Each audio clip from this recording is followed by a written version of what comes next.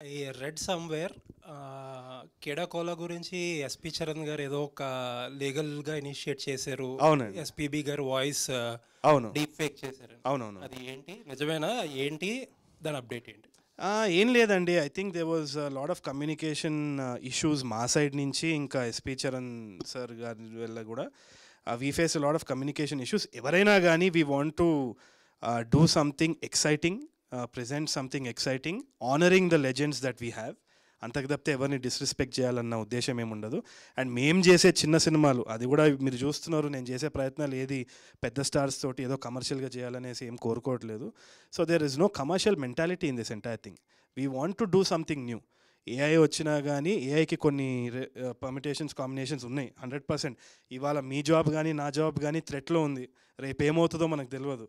But ఈ సిచ్యువేషన్లో all we can do is try to honour everything and do experiments.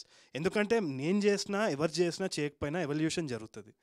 So ఆ కొన్ని విషయాలలో కొన్ని కమ్యూనికేషన్స్ అయ్యి ఉండొచ్చు, కానీ ఎవ్రీథింగ్ ఇస్ క్లియర్, ఏం ప్రాబ్లం లేదు.